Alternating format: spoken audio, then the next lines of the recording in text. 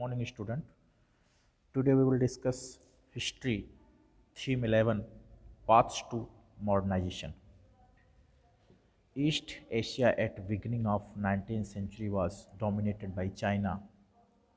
The Qing dynasty, here to a long tradition, seemed secure in its power, while Japan, a small island country, seemed to be locked in isolation.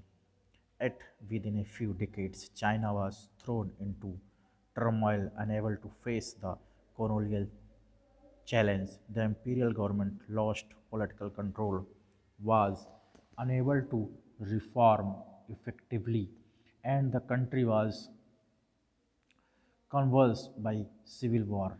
Japan, on the other hand, was successful in building a modern nation state, creating an industrial economy, and even establishing a colonial empire by incorporating Taiwan 1895 and Korea 1910. It defeated China, the land that had been source of its culture and ideals in 1894, and Russia, a European power, in 1905. East Asia में 19th century में China बहुत ही बुरी स्थिति में था और Qing dynasty यहाँ पे लगभग बहुत ही ख़राब पोजीशन पे चल रही थी और वो अपनी पावर, वो अपनी शक्ति को बचा नहीं पा रही थी।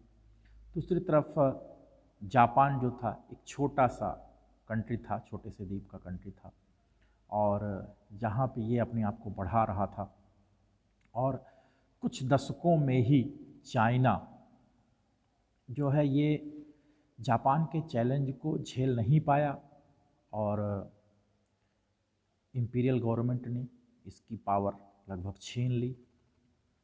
चाइना एक सिविल वार की कंडीशन में आ चुका था।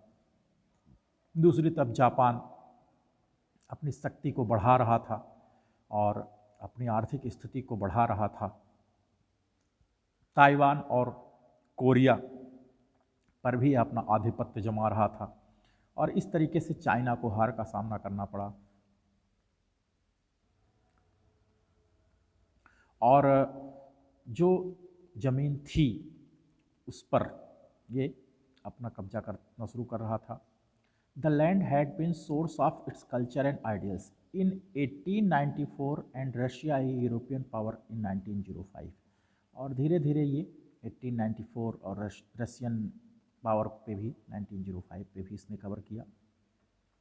The Chinese reacted slowly and faced immense difficulties as they sought to redefine their tradition to cope the modern world and to rebuild their national strength and become free from western and Japanese control.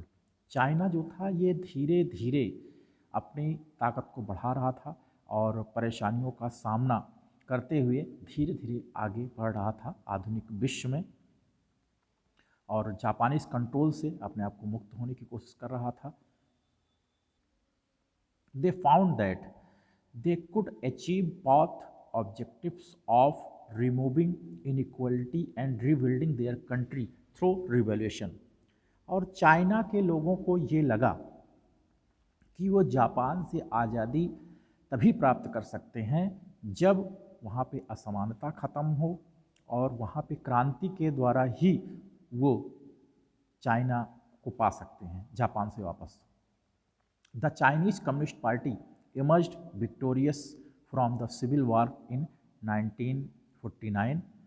However by the end of 1970s Chinese leaders felt that ideological system was retarding economic growth and development.